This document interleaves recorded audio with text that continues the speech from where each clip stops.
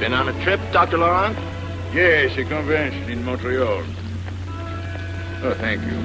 Is that all? Yes, that's all for today. Well, I listened to 15 speeches, and I learned only one thing.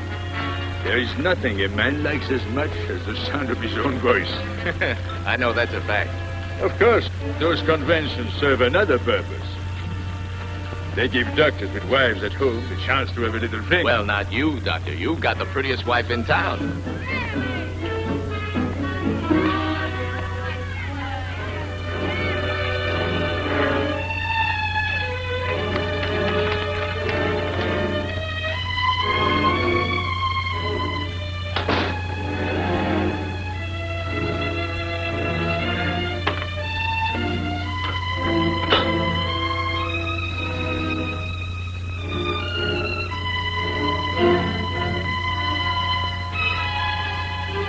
Cora?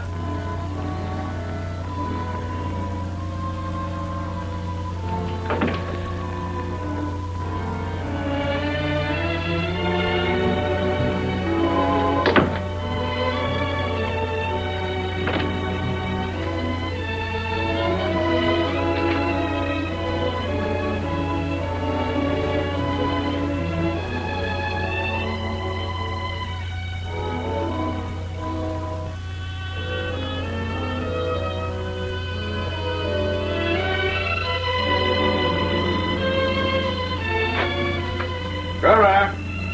Cora?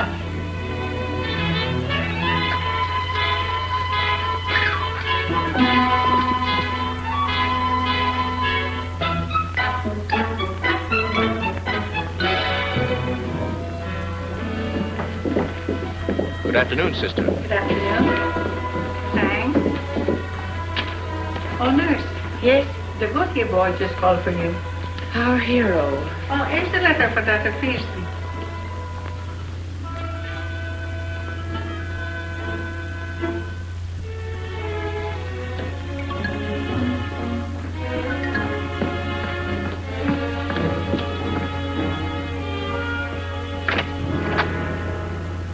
Oh, it's you, Marie.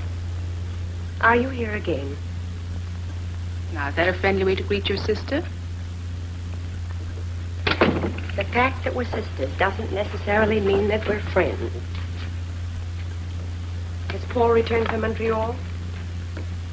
You back today? Then he may expect you to be home. After being married for 6 years, I don't have to be reminded of my duties as a wife. All right, Cora, we are sisters. I'm going to speak my mind frankly. You're married to a good man. Paul's respected here as a person and as a doctor. I think you should be very careful not to do anything that might harm him. You're trying to warn me about something. What is it? You can't chase after younger men in a town this size without starting gossip. Especially when the man is as well known as Dr. Pearson. I won't even answer that. I hope you can answer it to your confessor. Don't be such a hypocrite. You've never forgiven me because of Paul. Well, not my fault that he preferred to marry me. You may still be after him for all I know. Don't judge me by yourself. Good afternoon, Mrs. Laurent. Good afternoon, Doctor. What can I do for you? Here you call, Doctor. It's about our Audubon Club. We meet at my house every other Tuesday night. Right now we're studying bird life on the Gaspé Peninsula. The smaller birds. And I wondered if you'd care to join us. That's very kind of you, Mrs. Laurent, but I'm not very much interested in birds. Large or small.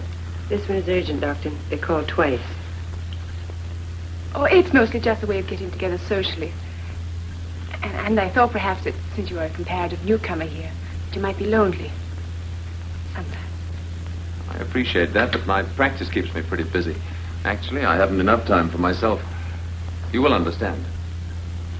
Of course. I forget you're seeing people all day. I mean, as a doctor. I hope you didn't mind my suggesting it. Not at all. Good day, Doctor. Good day.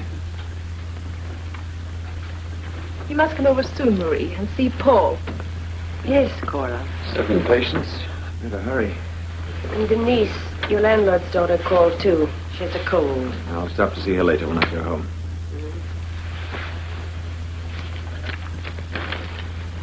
Oh, doctor, here's a letter for you.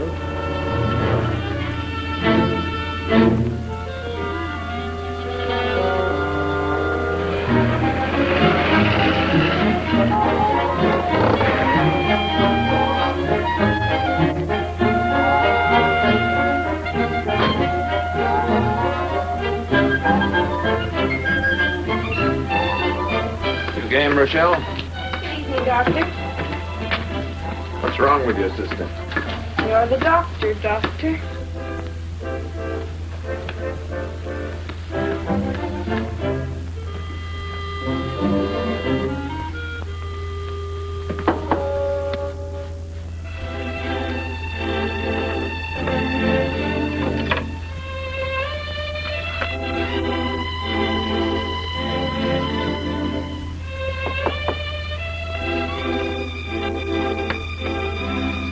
Come in.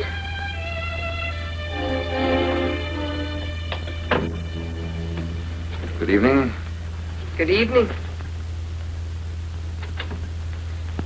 Don't open the window. I've got a cold. Can't stand that perfume. Now, what seems to be the trouble? I ache all over and I have no energy. Now, come, I'll be more specific. Where do you ache? Up my back. Toward the left. Sit up. There. Take that jacket off.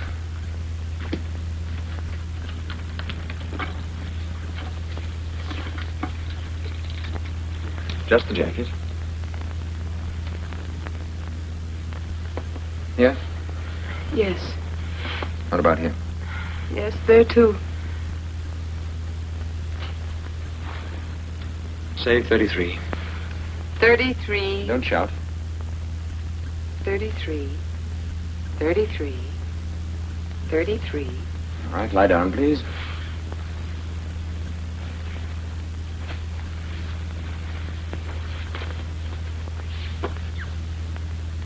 Have you got a handkerchief? Isn't my nightgown enough?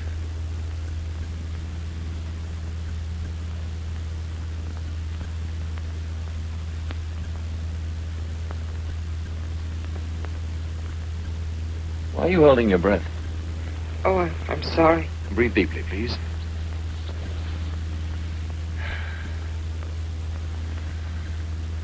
Now breathe normally.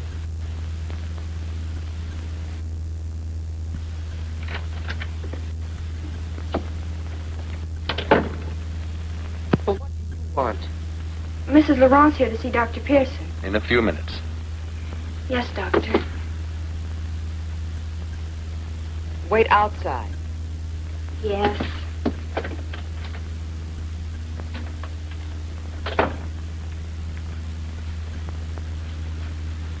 Is that all? Yes? Well, what's wrong with me? You know better than I. I don't know what you mean. I think you do. Please don't be mysterious. All right, I'll tell you. You're not sick and you don't need a doctor. Why, Now, come, Denise, don't pretend. If you just want a man to visit you, why don't you call one of your friends? Some doctors are also men. That's true, but they're foolish if they mix business with pleasure. I'll send your father the bill at the end of the month. You have no heart. I'm sure you have enough for both of us.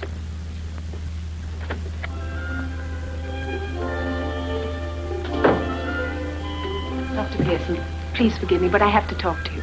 Certainly.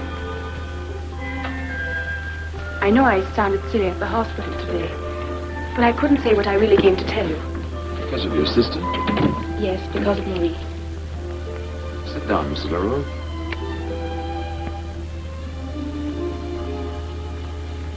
Nothing like this has ever happened to me before. I don't know what to do. Do about what? A letter I received. So awful. Couldn't make up my mind whether to show it to you. Since it concerns you. Read it.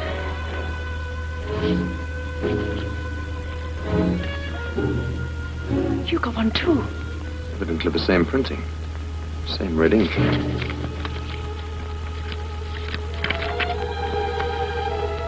Mrs. Laurent, I am watching you and Dr. Pearson stop before it's too late. signature. Something that looks like an old-fashioned quill.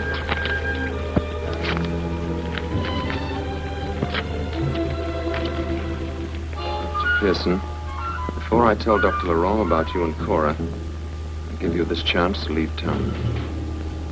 Why us? Why should anybody pick us? I don't know. Dr. Pearson, you haven't talked about me to anyone in a personal way that could have been misinterpreted. No, I don't understand. What do you mean? It's difficult to say, and I hope you won't think I'm being immodest. But you know how people gossip in a small town, just to have something to talk about. So when I got the letter, it struck me that you might have made some remark about me. Innocently, of course, and someone may have picked it up. You're a beautiful young woman, Mrs. Laurent. That's quite obvious to anyone who looks at you. But I'm certain I've had no occasion to mention it. I'm sorry. I'll drive you home. That's awfully nice of you. But I don't think you'd better, under the circumstances. Well, perhaps you're right. I wouldn't worry too much about this, Mrs. Laurent. It's probably just a foolish joke, and the best thing we can do is to put it out of our minds. Thank you, Doctor. I hope you're right. I've taken so much of your time. Please forgive me. That's all right. What you said before about my being beautiful, well, that's one of the nicest things that's ever been told me.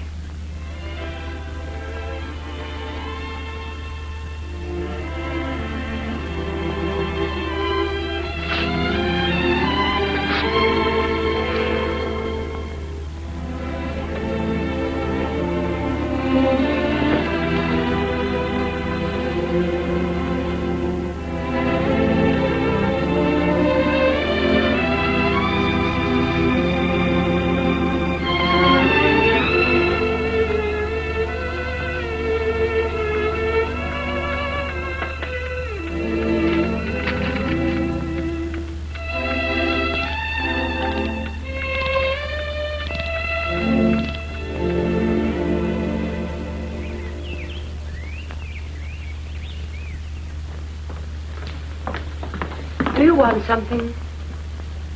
We don't like to complain, but Jean-Louis tells me his coffee was cold for breakfast this morning. Well, I'm sorry, Mrs. Gauthier, I didn't make the coffee. Now, do you realize what Jean-Louis and all the other fine boys have gone through? Fighting for us, sacrificing themselves for us? I'll speak to the cook, Mrs. Gauthier. Please do, or I'll speak to Dr. Pearson. As you wish. I'll go to Dr. Pearson.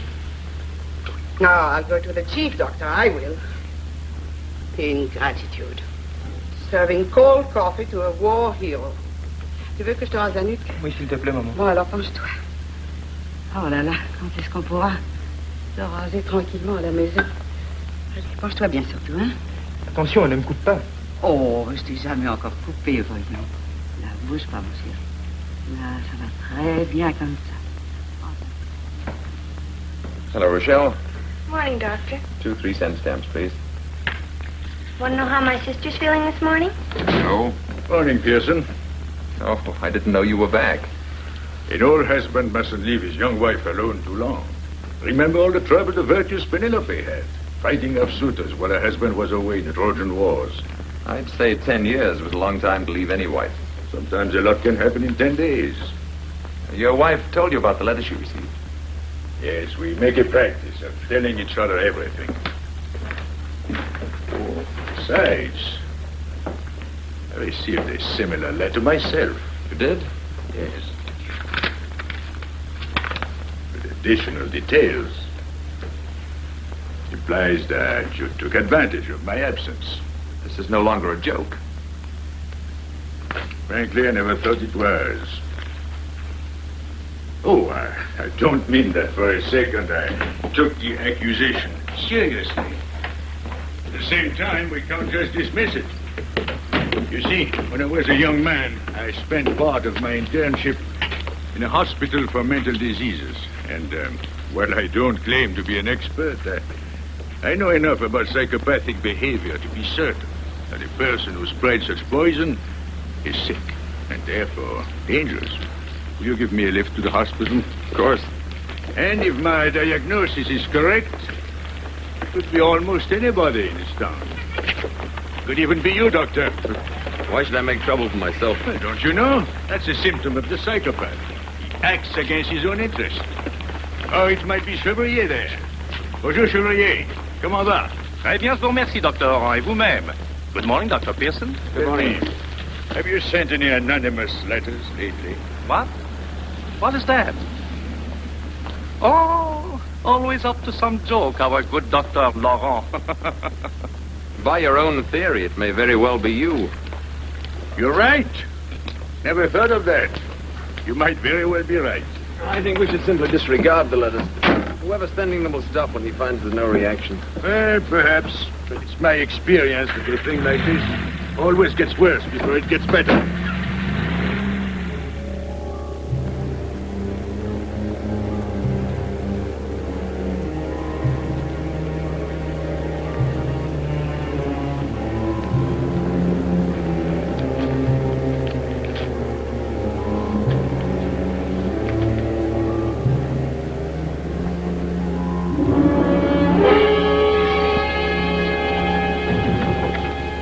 Dr. Pearson, Jean-Louis Gaultier insists on seeing you. All right, I'm coming.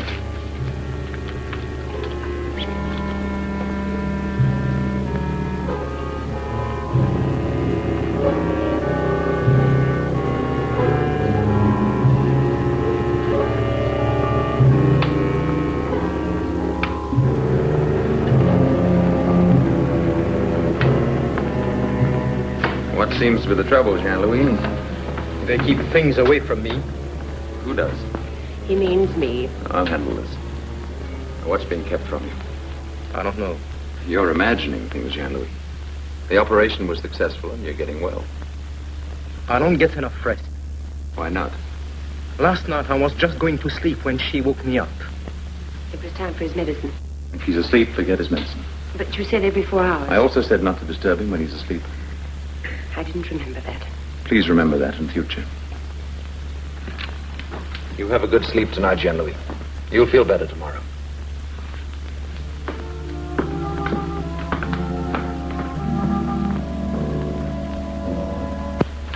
Yes, Pearson. Maybe you or Dr. Laurent should take a look at Gaultier. The boy's beginning to show signs of paranoia. Pearson? Jean-Louis is the hero of this town. What would people think if it got out that one of our doctors says he's crazy? I didn't say he was crazy. I just said someone ought to keep an eye on him. I'll speak to Laurent, but I think it's nonsense. If you think so. Higgins, we've got to do something about your friend Pearson. Is that one of those scarlet pen letters, eh? How did you know? Oh, everybody knows about them. This one is very disturbing. Dr. Illier, if you don't want the hospital to become involved in a scandal, you will do well to get rid of Pearson immediately.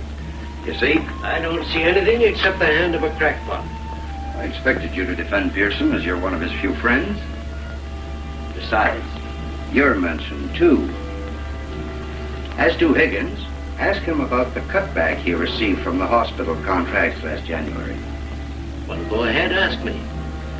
Now, I'm not accusing you of anything, but where there's a lot of smoke, there's a little fire. Yes? Then let me read you this. You got one, too? Yes. The first paragraph is the usual stuff about Pearson and his morals, but the second one's about you. And the chief doctor who keeps this man on his staff is indiscreet in other ways. He should not see your daughter alone in his office. She is underage. I hope you don't believe this. To say such a thing about me, a married man with 5 children. As you say, where there's a lot of smoke. Higgins, you may be right. We'll pay no attention to this fiend. We'll simply tear up the letters. Both of them? Yes, both of them. All right.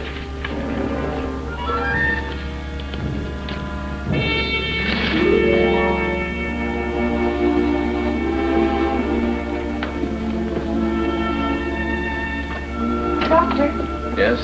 Denise is really sick. That's too bad. If you don't believe me, look for yourself.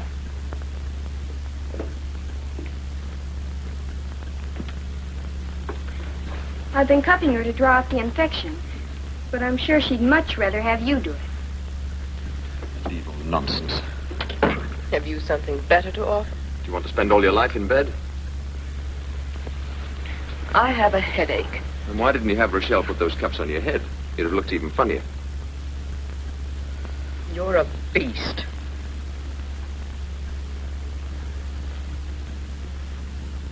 No, I think you've actually managed to catch that cold. You're to be congratulated. If I were your father, I'd give you a spanking. You have no sympathy. I can't understand how you ever got to be a doctor. The same way you got to be a patient, by working at it. I'll write a prescription and send Rochelle down to Chevrier to get it filled. Unless you'd rather hold on to that headache. I hope whoever's sending those letters keeps it up until they run you out of town. How do you know about those letters? My sister works at the post office, remember?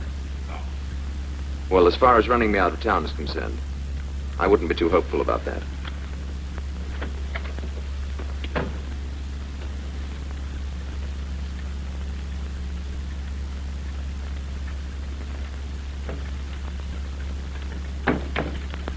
Ah, Doctor, I hope you'll excuse the liberty. Rochelle let me in. She told me you were treating her sister, and I didn't wish to interrupt such an agreeable duty. Will you have a chair? A marvelous collection. But why this preoccupation with time? Isn't life brief enough? Besides, these must be very expensive to accumulate. Unless, of course, one has a private income. This, for instance. If you don't mind. It's an old Dutch make and very delicate. Oh, yes. And so is my mission tonight. You see, the hospital authorities have asked me to investigate, informally, of course, the matter of the poison pen letters, which unfortunately are causing quite a serious situation. So you begin by investigating the principal victim. Is that illogical? If you'd been murdered, certainly the first thing would be to examine your body. Since this attack happens to be directed against your character, it becomes my reluctant duty to invade your privacy. Sending these letters is a crime. Why aren't the police handling it? Two good reasons. First, the hospital is not anxious for that type of publicity. Second, knowing the police, they would probably make even more blunders than I would. Well, what have you learned so far? About you? About the letters. That most people suspect my sister-in-law, Mary, because it is known she disapproves of my wife and that she is not too fond of you. Do you think she's guilty? Once she and I were engaged to be married, so I know Mary very well. I believe she's innocent, but that may not help her. What do you mean? My friend, in times of hysteria, the accusation in itself is enough to establish guilt. And now, in regard to you, some idiots, who don't try to guess who, you've got lots of them, decided to make certain inquiries about you in London. The information came back that you were a leading gynecologist with a large practice, and that 2 years ago you gave it all up and suddenly dropped out of sight. Is that true? Yes, that's true. Well, since this is a somewhat unusual circumstance, do you care to explain? For the sake of these idiots I just mentioned. No, I don't. I don't want to press you, Doctor, but we've had some explanations that you may care to deny. I've no interest in them one way or another. Well, it takes a long time to build up a practice. A fine practice. Then to go off and leave it. But I'm sure you must have had a good reason. I hope you didn't mind my coming. Not at all. I suppose I ought to thank you. No, don't exaggerate. Good night, Doctor. Good night.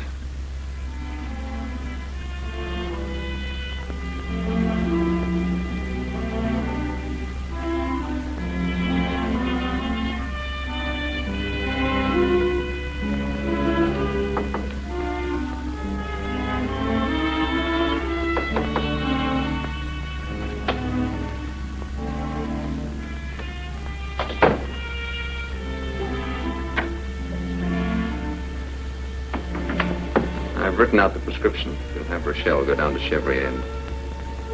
Why are you standing there? Why don't you go back to bed? You won't be satisfied till you catch pneumonia. Perhaps this is just another one of your tricks. Come on, now do as I say and get back to bed.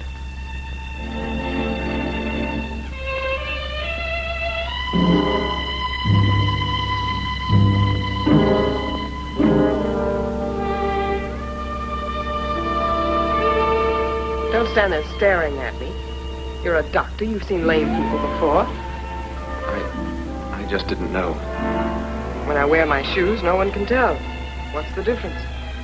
Other men find me attractive. All but you. With your hateful coldness and superior airs. Like someone standing in judgment.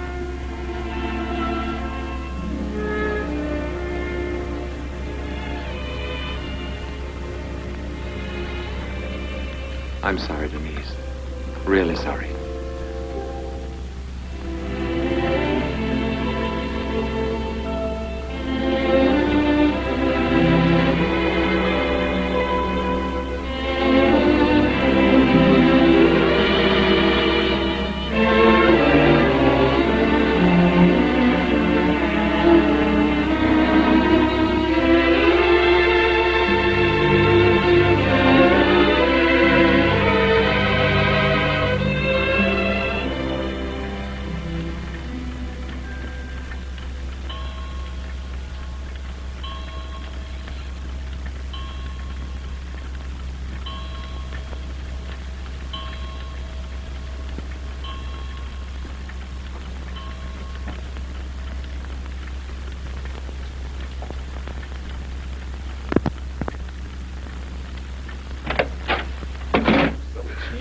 Let me go.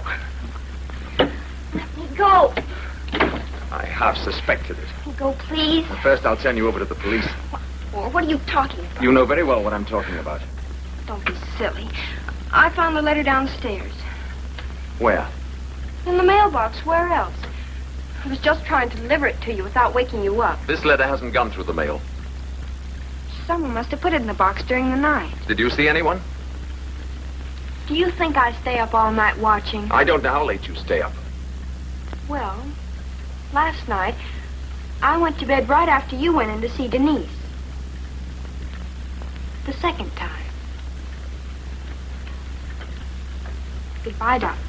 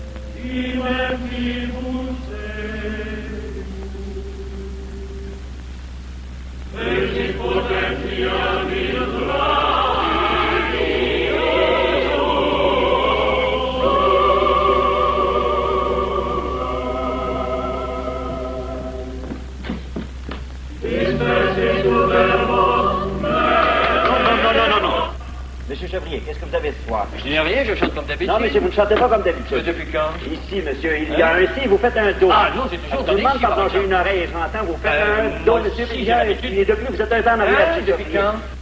Reprenez votre place, monsieur.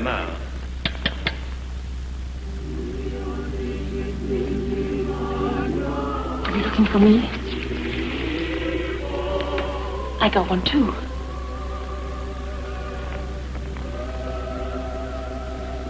I'm frightened. I must see you alone. That wouldn't be wise. Please stay. I'm sure it's Marie. Your sister. Yes. That day I came to your office. She said there was something between us. Just like the letters. That doesn't prove anything. Please be careful for my sake. Don't tell what I told you. All right.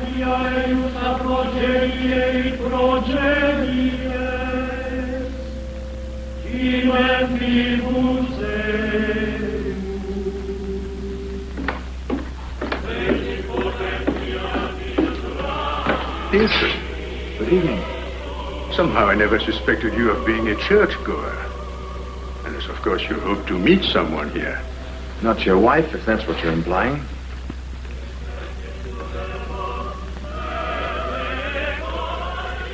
I should have known it was our friend.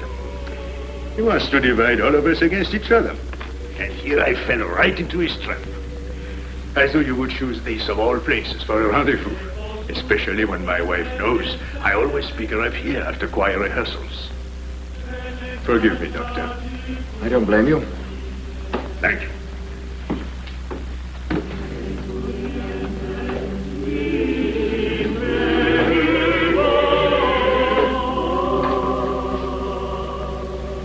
I suppose there's no use asking whether you found any clues. Everyone's beginning to look guilty. Everyone and no one.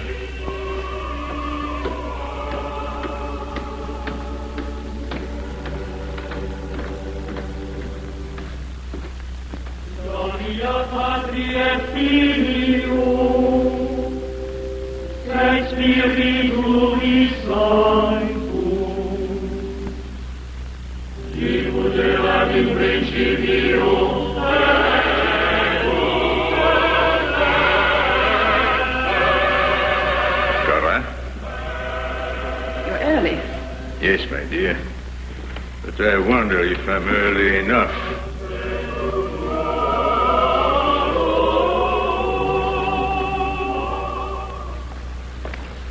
Dr. Pearson. Dr. Pearson. I want to ask a favor of you. Well? I wish you wouldn't mention to anyone that you saw me in church tonight. Yeah, I left the hospital without permission. This is my night on duty. Why did you leave? I went to confession. Are you sure that's all you want to tell me, Marie? Yes. That's all.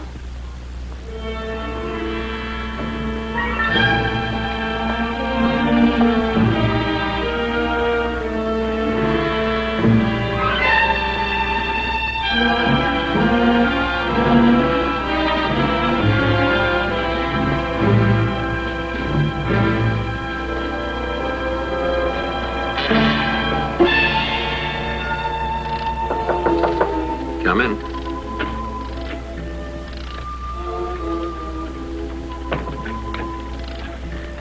I just wanted to say good night. Good night. Lonely? No, I'm not.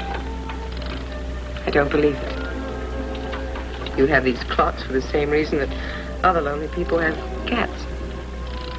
Wind them and take care of them. But they'll never love you. Not one of them. You're trying to prove something, aren't you? I know you better than you know yourself. If it pleases you to think so.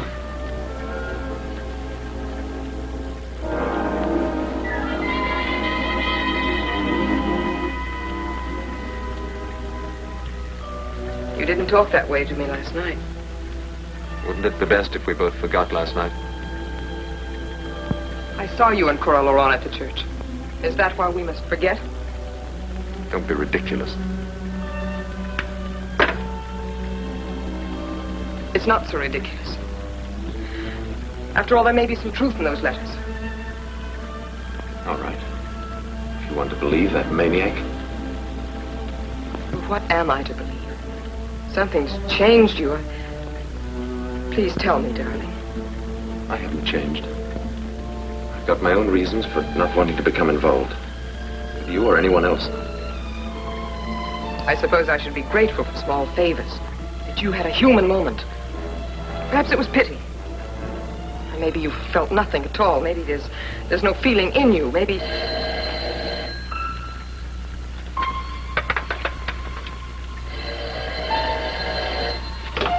Dr. Pearson speaking. What? When did it happen? Yes, I'll come right over. Jean-Louis Gauthier, one of the patients at the hospital, received one of those letters. It said he had an incurable cancer. The boy cut his throat with a razor.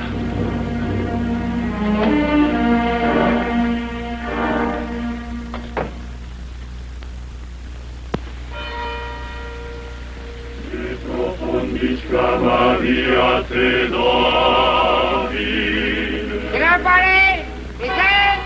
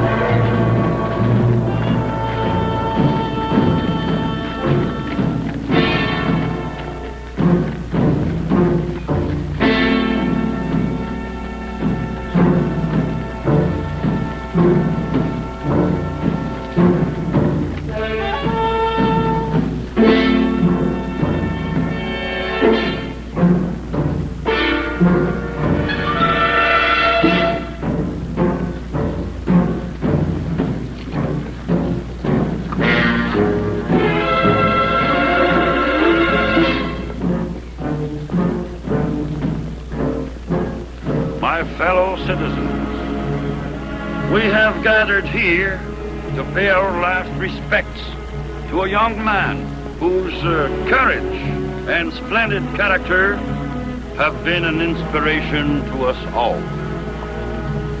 Our hearts go out to Jean-Louis's devoted mother in her time of sorrow. Nor will we forget the cause of her grief, that assassin of character and now a murderer. For I think that he murdered this poor woman's son as surely as though he had driven this poison pen through the young man's heart. I will hold accountable any officials in the administration of the town or the hospital if I find they have been negligent or derelict in their duties to safeguard our community from this insidious monster. As your mayor, I am conscious of my great responsibility.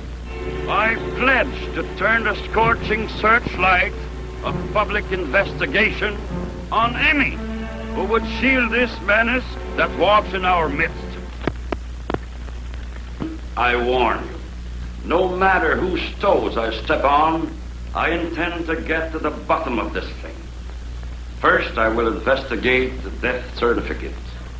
Why was the poor victim listed as temporarily insane? Was he really insane? Or was it done only to hush up the whole thing so that the church would then participate in his funeral? And you, my bright young man, where have you been hiding? This is your responsibility, isn't it? I wanted to hold an investigation, sir, but what? Why didn't you? What were you waiting for? The hospital authorities refused to cooperate. I deny my son's charge, Your Honor. We were proceeding in our own way. And what way was that? We put the investigation in the hands of Dr. Laurent here. Since when is Dr. Laurent the police department?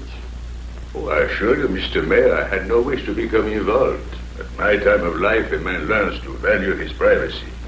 As you may remember, Cicero says... Dr. Laurent, at the moment I am not interested in what Cicero says, but in what you have to say on the scarlet pen. I'm afraid I must disappoint you. I have very little to say. You mean you spent all this time on the case and accomplished nothing? I have developed a theory.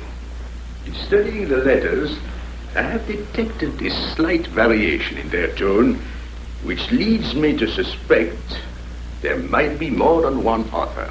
So now we have a flock of poison pen writers. Perhaps only two. You see, there is a type of insanity known to students of abnormal behavior as folie à deux, which, as you know, means insanity of two. It occurs when an insane person somehow imposes his obsessed ideas on someone else, someone close to him. You mean it's contagious? It isn't so far off. An idea can be contagious. Well, in this case, the second person, usually the weaker of the two, accommodates the first, and they act as one. Your Honor, in my opinion, this is a lot of nonsense. We all know there's one person everyone suspects. The sister of Dr. Laurent's wife, Mary Corbin. Yet the authorities at the hospital have done nothing about that. I protest my son's insinuation that we were withholding evidence. Her motives are clear. She's been on bad terms with all three of the principal victims. First with her own sister, second with Dr. Pearson, and finally with Jean-Louis Gauthier. Yet nothing was done until I took matters into my own hands. Your Honor, Mary Corbin is being held outside at my orders. I ask your permission to have her brought here. Your Honor, All if right. I may... Bring her in.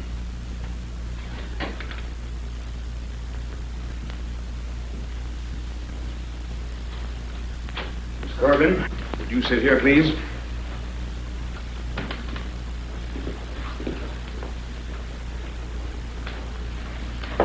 Miss Corbin, you've already admitted that you had numerous differences with the deceased, Jean-Louis Gauthier.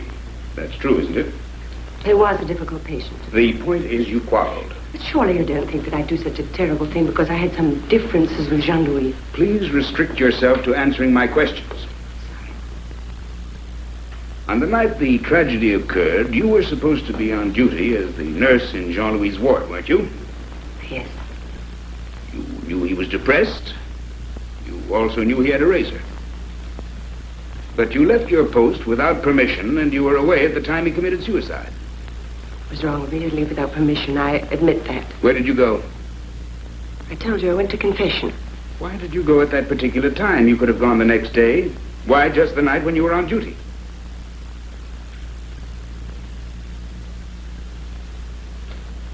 I went because I received this letter.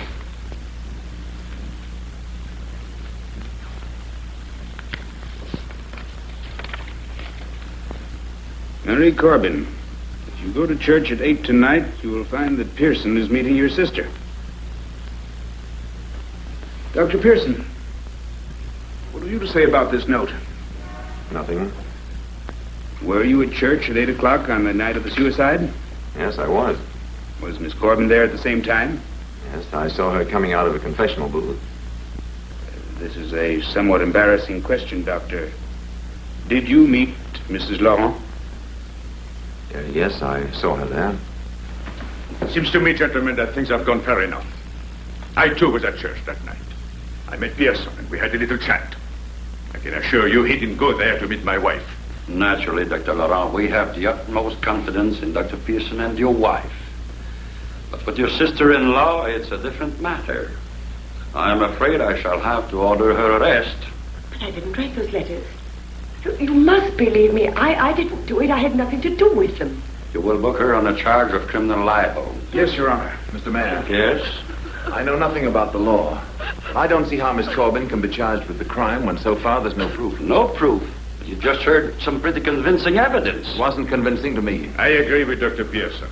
What about a letter Mary received? She might have written the letter to herself to avoid suspicion. That seems far-fetched and improbable. I don't believe it. Gentlemen, you'll excuse me, but I don't care to debate the question with you any further. I've made up my mind. Sergeant, you'll place Miss Corbin under arrest. Oh.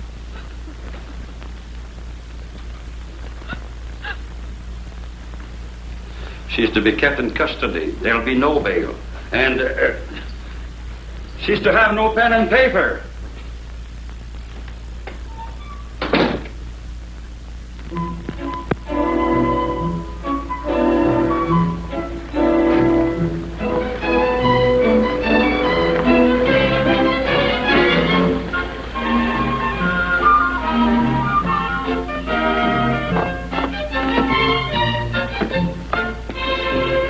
give you a few minutes. I don't mind waiting. Travel with the doctor and see the country.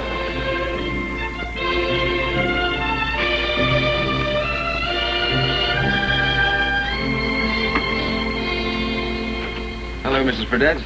Oh, Dr. Pearson. How's Juliet? Juliet? Oh, she's much better, Doctor. In fact, she went out. She's visiting some friends. But yesterday she had quite a high fever. Well, you know how children are. Down one day and up the next. I tried to reach you, but... Could you come in for a... Pearson. How do you do? I'm sorry, Dr. Pearson. Juliet's very fond of you, and we know you're a good doctor, but you can understand. All this talk... Good day, Mrs. Fredette.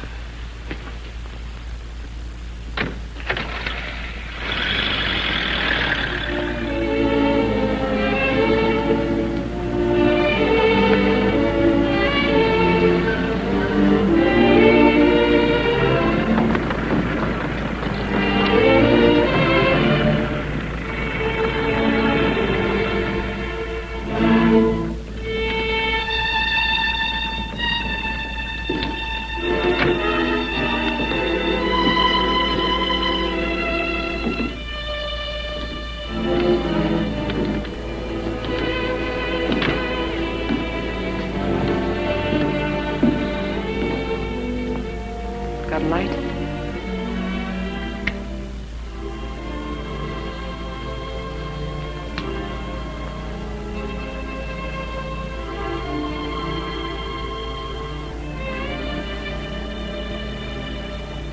Are you worried about Mrs. Fredette? Not about Mrs. Fredette especially, but if this keeps up, Denise, I'll have to leave. It won't keep up. The people here like you, and they know you're a fine doctor. Repeat a lie often enough, it becomes the truth. No one's safe, but a doctor's more vulnerable than other people. Once a scandal starts in his private life, he's through. Do you mind if I ask you a question? Go ahead. Why did you give up your London practice? Come to a place like this? See? You heard rumors, too. But I didn't believe them. It had to do with my marriage. My wife is dead. We married very young without knowing much about each other. She probably never realized what it meant to be a doctor's wife. Especially a doctor who was busy and hardly ever at home. She got lonely, I suppose. Anyway, she fell in love, or thought she did. She left me and went to live with him for a time. Then it broke up. She asked me to take her back. I couldn't forget what she did. I guess I couldn't forgive it. Anyway, I said no. She went away, and after a time, she called me on the telephone. She begged me to take her back and start again. I hung up on her. I'm not excusing myself any more than I'm excusing her. The next week, they brought her to the hospital. An overdose of sedatives. It was too late to save her. That was a long time ago. I went to pieces, I guess. I couldn't go on with my practice. I couldn't do anything. I just drifted from place to place. Then, slowly, I felt I wanted to work again. This seemed far enough away. I was just beginning to think I had a place here when these letters came along. And Denise. And Denise.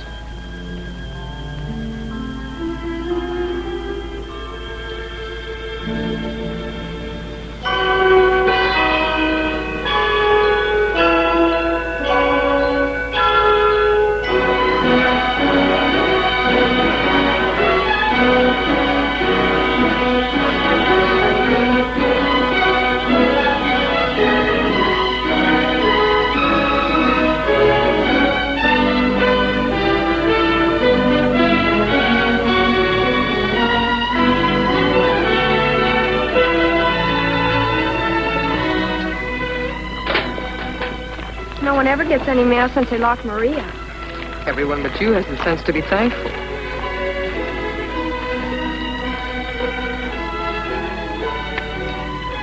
Here you are, my dear. Thank you.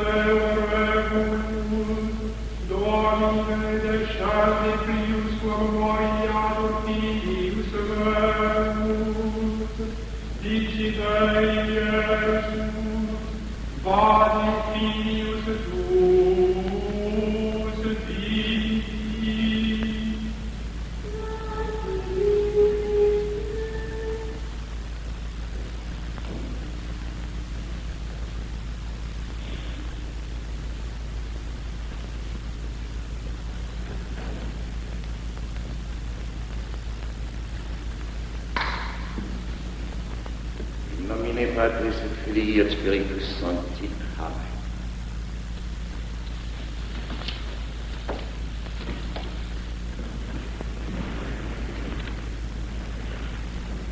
My brothers and sisters, we gather together this morning with a special sense of thankfulness for our deliverance from the evil which had come upon us like the plague of olden times, casting its shadow over all of us, separating father from son, neighbor from neighbor.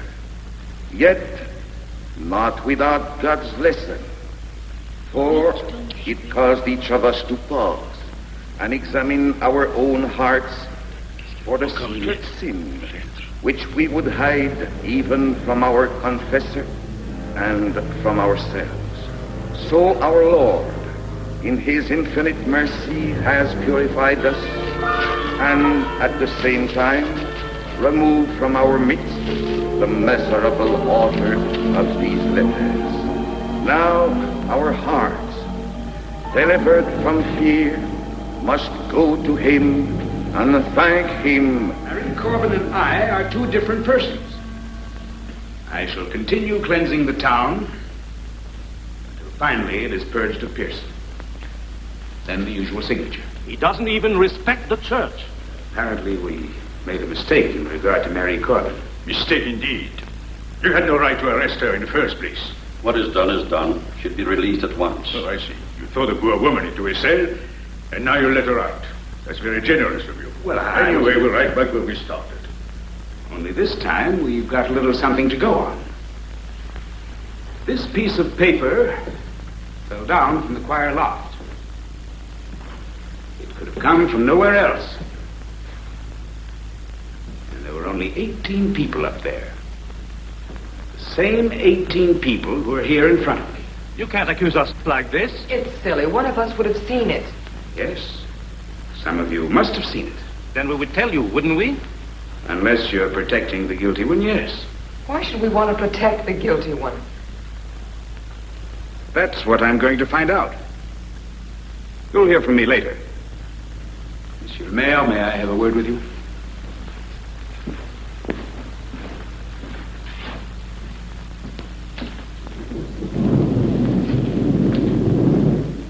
And so, to determine which of the 18 people at this table is the author of these letters, we've decided on a test. Before we begin it, I give the guilty person one more chance to confess.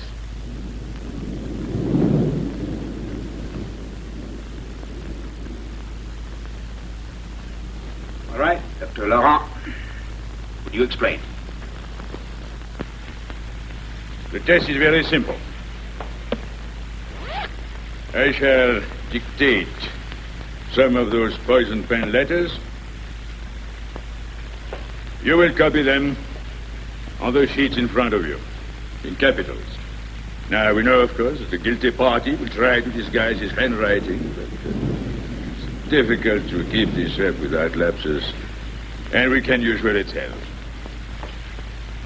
Now, I join with Mr. Elier in urging whoever it is to spare himself and us the necessity of subjecting you to this test,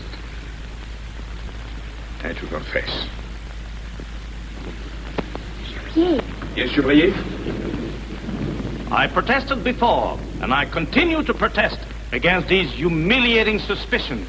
So do I. And I. All right.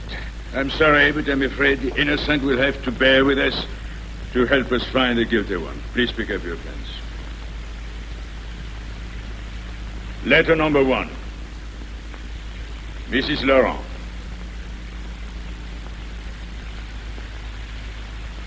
I am watching you and Pearson.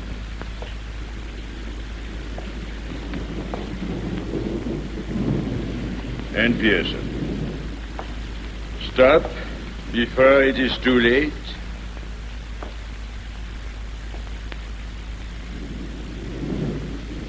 Others will suffer beside you. Just finishing up, Doctor. I didn't know you were working here, Mrs. Gautier. Dr. Ailier put me on. Now that my son's pension is stopped, I have to make a living. Besides, the way I figure, the killer isn't far from this hospital. No? Why do you say that? Jean-Louis was all I had, and I've lost him. When you lose someone you love, it makes you think. I've thought a lot, and I got my suspicions. Whom do you suspect? I'm holding my tongue until I'm dead certain. Then you'll know soon enough.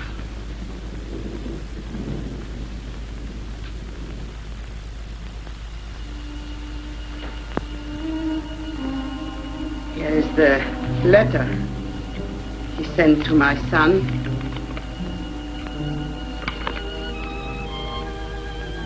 Jean-Louis Gautier.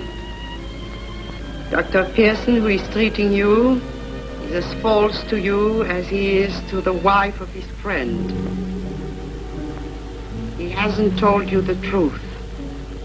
The truth is that you have cancer. The answer's long overdue.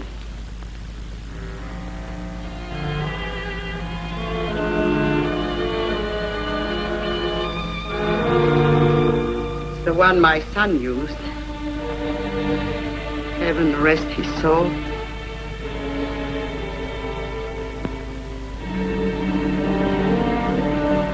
Mrs. Gautier, don't you think you better let me keep it for you? Don't worry, Doctor. I don't suspect you. Good night, Dr. Pearson. Good night.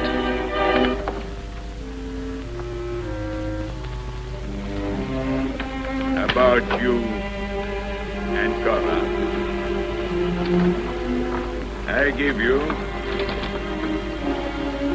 this chance to leave town. That's all for tonight. Thank you very much. Gentlemen, thank you for your cooperation. Thank you. Shall we go to my office? I'd rather study them first. Suppose we meet tomorrow. Huh? I'll call you in the morning.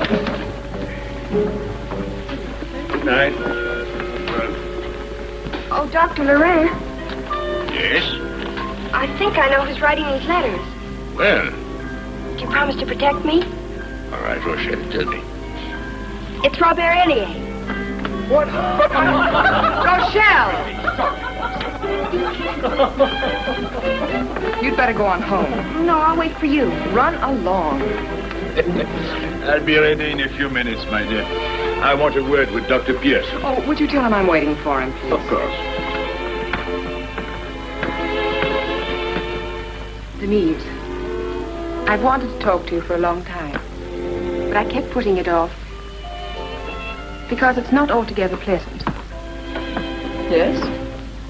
If I tell you that I'm doing this for your own good, I know how silly that sounds when it concerns a man and two women. What man? What are you trying to tell me? I'm afraid I'm doing it badly. And you'll only get angry. Please, Mrs. Laurent, just say what's on your mind, and I'll decide whether or not to get angry. It's about Dr. Pearson. I can't stand by any longer. Watching you getting deeper and deeper involved when there's no hope of...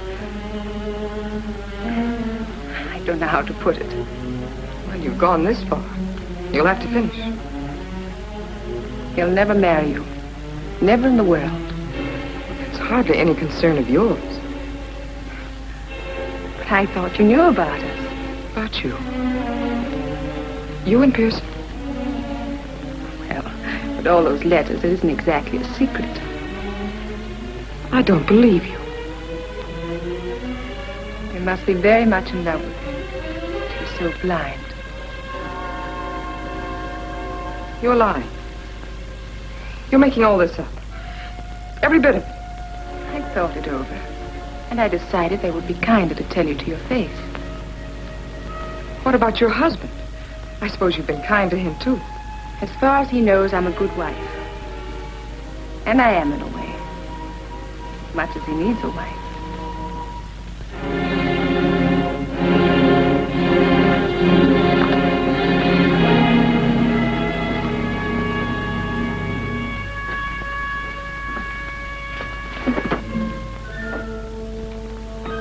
The first is a scarlet pen. The second was written by Denise tonight. Although different pens were used in the test, the similarity is unmistakable. This is absurd. It couldn't be Denise. You can see with your own eyes. The papers could have got mixed up. Look, here is her name, Denise Turner. I was very careful to mark each one. Well, I'll have a talk to her. Pearson, I'm an old man, and I only want to be helpful. I thought if you plan to get married, you had a right to this information before I turned it over to that young idiot, Robert Elliot. I have no intention of getting married. Denise is not a vicious person. Even if she did it, there must be some explanation, some twist in her mind. In that case, everything can be excused. No one can be held accountable for anything. Forgive me, Doctor, but you are a little rigid, too ready to judge. You believe that people are either good or bad. Yet, good and evil can change places. Like light and shadow. How can we be sure where the one ends and the other begins? Or which side we are on at a given moment? It's very simple. Stop the light from swaying. You see? Coming, Doctor.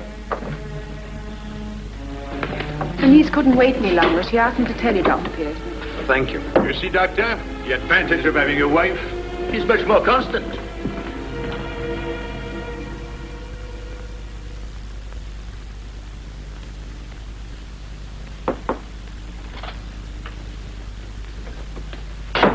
What are you writing?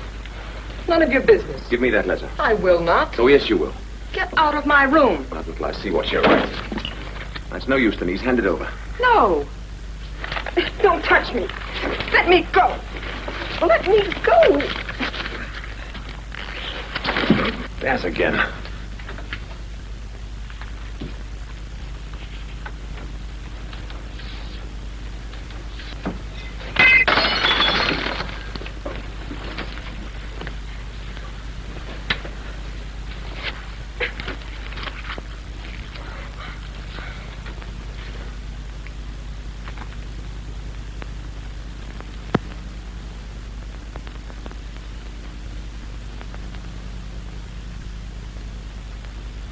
What does this mean?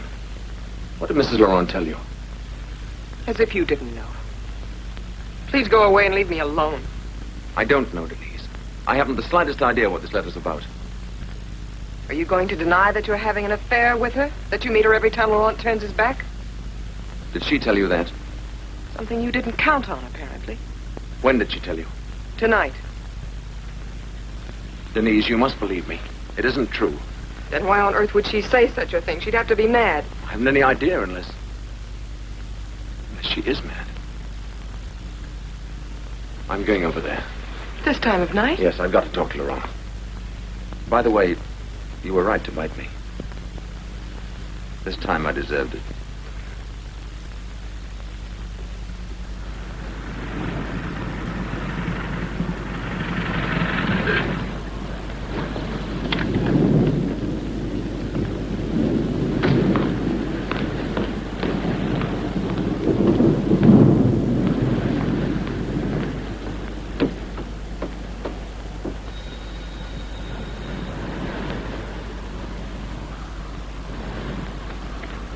Oh, come in, Doctor. I wanted to see you for just a few minutes. I realize it's late. Not at all. Cora and I are both night owls. Cora, I saw you from the window.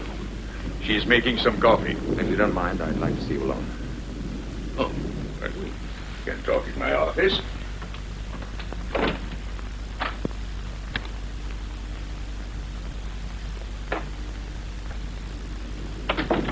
Please, do sit down. Well? I've just had a talk with Denise, and I'm convinced she isn't the one who's writing these letters. Surely you wouldn't expect her to admit it. I'd know if she were lying. Then you must know her very well.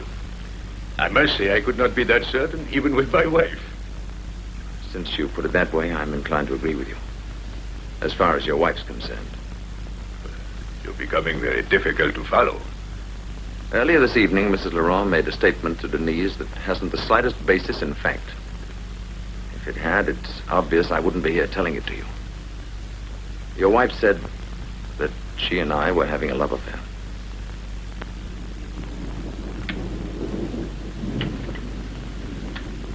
Cora said that? Yes.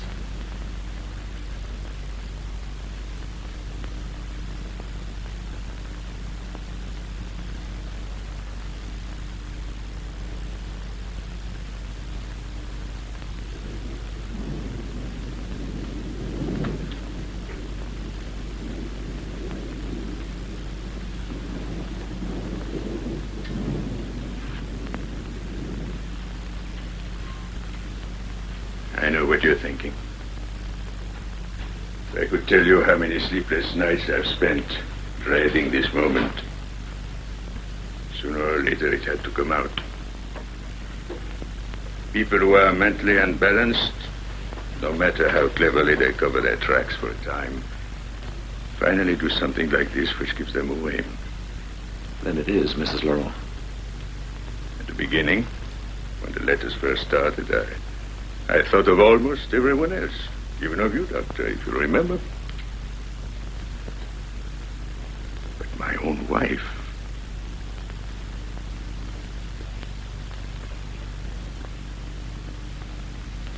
If you'd rather not talk about it now. No. It's better that I tell you everything. Sometimes it seems so incredible that I almost doubt my own sanity. One day, when I came home early from the hospital, I caught her writing these letters. She begged me not to tell. She promised never to do such a thing again. I believed her. Perhaps because I wanted to believe her so much. Also, she seemed to realize what a dreadful thing she'd done. For a few days, if you remember, the letters stopped. Then they started again. I was beside myself. I didn't know what to do. I couldn't bring myself to expose her. And, yes, I even began to protect her. Even to the extent that you were willing to let her sister go to jail. Yes, even that. And tonight you switched your wife's and Denise's letters, didn't you? She would have been cleared later, like Marie. You thought that clearing her later would have made it all right. Here you go again, Pearson. Right or wrong. As though that matters when the person you love beyond anything else in the world might be taken away from you. A man my age has little left to live for. When he's fortunate enough to have as his wife a young and beautiful woman, treasures her more than a young man could possibly understand. But as a doctor, you knew she needed treatment. Yes, but in whose hands did she stand a better chance of being cured? A strange doctor in some institution, Or a husband who loved and understood her. It must have been apparent she wasn't improving under your care. That's true. But I was praying for time. Time to find the key that would unlock her mind and free her from the terrible fixation that held her emotions in a vice. What I'm going to tell you now, I couldn't reveal even to my closest friend. So I trust that you'll regard it as a medical fact and keep it in the strictest confidence. Of course. The first year after I married Cora was the happiest in my life. Then, gradually, difference in our ages began to tell. Cora was young, and to recapture my own youth was not in my power. So I wasn't too surprised when I found her casting glances on younger men. Yes, there were others before you, Doctor. But by the time you came, she was less able to control her actions. Wait a minute. If that's true, the letters were working against her purpose. Their intention was to drive me out of town. You know, for a long while, that puzzled me too. Soon I found out. The letters were her way of making contact with you.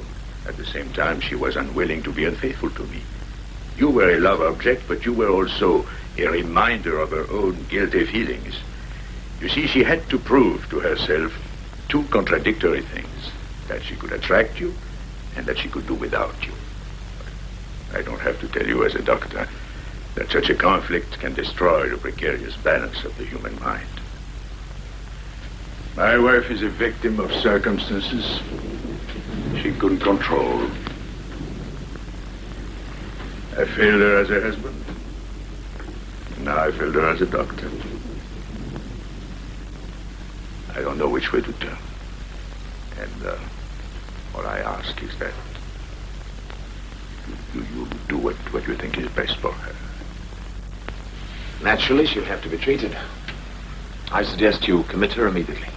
I can't put my name on her commitment papers. Otherwise, they'll put her in jail, just as they did with Marie. Can't do it.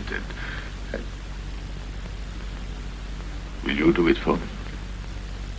I know it's a great favor to ask, but... All right. I'll go to the hospital and have them send a car. You can bring her things over later. We'll put her in a temporary room for observation till we can decide the best place for her. Pearson, I'm a talkative old man, but at this moment I have no words to thank you. That's not necessary.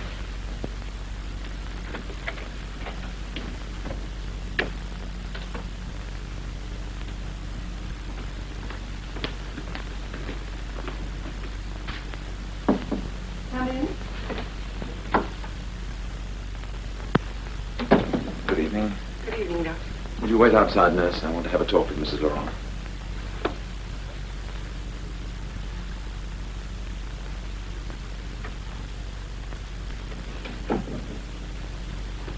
Look at me, Cora. I'm your friend. I want you to trust me.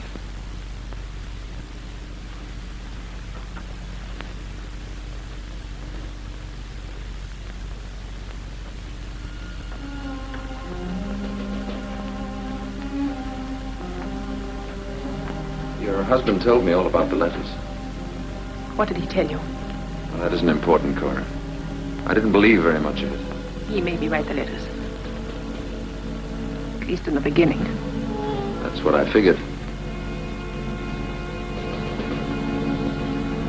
But why did you do it? I don't know. He said you never looked at me. Young men didn't like me. He told me I was beautiful, but I had ice water in my veins. He kept saying you're lucky to be married to me. No young man would stay with you. When we went to dances, he said men only asked me because I was his wife. How long have you been married? Nearly 6 years. I was 19 then. And And how did you first meet Dr. Lowe? He was engaged to my sister. He dropped her, then he began calling on me. Marie was furious. I think I married him out of spite. You weren't in love with him. How could I be? He was like my father. After a while, I couldn't bear for him to touch me. He began saying I was cold. Kept telling me that, repeating and repeating it. I used to cry myself to sleep at night. I was afraid he was right and that it was my fault and not his.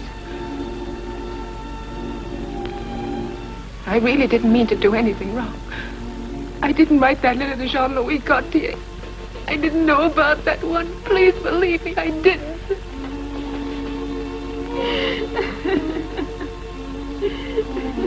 How did it all start?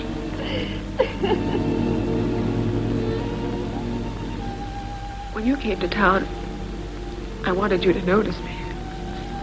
But you hardly paid any attention. I was afraid to think too much about you. Because he was a doctor and could read my thoughts. That's what he said. How did he find out? I don't know. Marie, maybe. I don't know. He said the letters were the only way to get you out of my mind. And if I wrote about it and put my thoughts down on paper, it would be like purging myself. He was a fool. He just gave me an excuse to see you. I shouldn't say things like that to you, should I? If I'm going to help you, you'll have to tell me everything. You want to help me? Yes. Then I wrote some letters he didn't know about. The first one was to you, the time you came to the choir rehearsal, remember? You stood next to me in the dark church. You touched my hand when you let me read the letter. I knew it by heart, but I read it again because you brought it to me. And he came. He guessed I'd written it and said I must never do it again. I must only write the ones he dictated. It spoiled my whole beautiful evening. But you did send other letters. Yes, he couldn't stop me. I sent them to everyone I could think of. I wanted them all to know about us. You didn't mind, did you? You don't think I'm wicked? I think you're sick and need someone to take good care of you. I can't stay here. You'll find me. No. He won't be allowed to come near you. I promise that. Once you're free of him, you'll soon be cured. Now I try and get some sleep.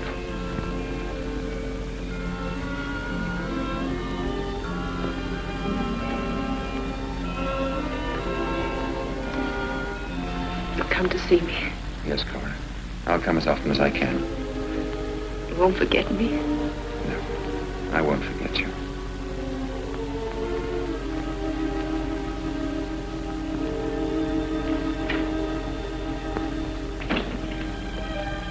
All right, nurse.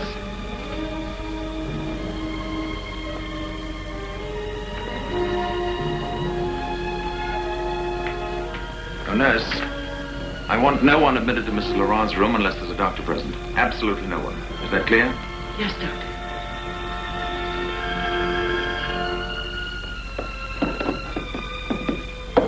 Sister, would you please get me Robert Elliot on the phone, the Crown Prosecutor? Keep ringing till he wakes up. I'll be in my office. Very well, Doctor.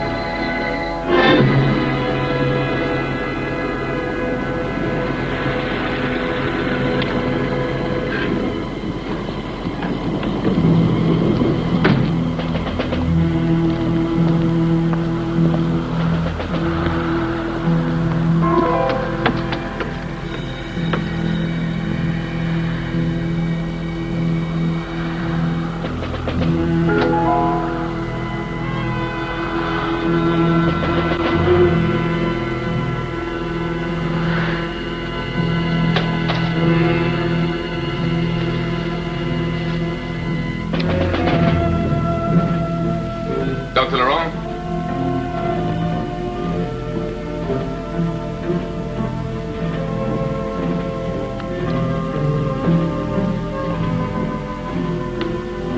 Laurent? look in his office.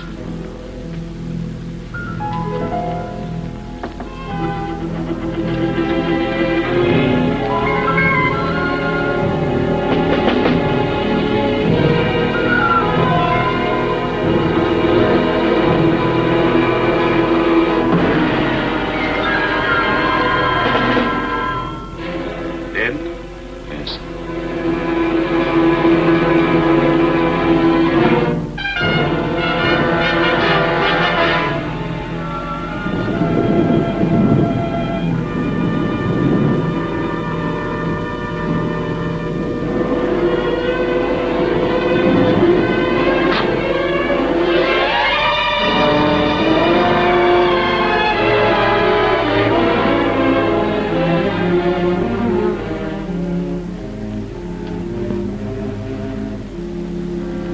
Police station, please.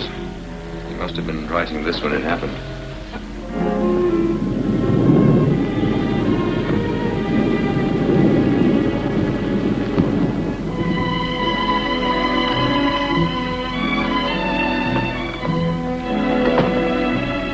There's no need to worry, Mrs. Fredette. I'll ask Chevrier to fill the prescription and send it here right away. Thank you, Doctor. Thank you. You are wonderful to come back and forgive us after the way we behaved. That's all right. Just keep Juliet in bed for another day or two. I'll look in again on Monday. Goodbye. Thank you, Doctor. Thank you.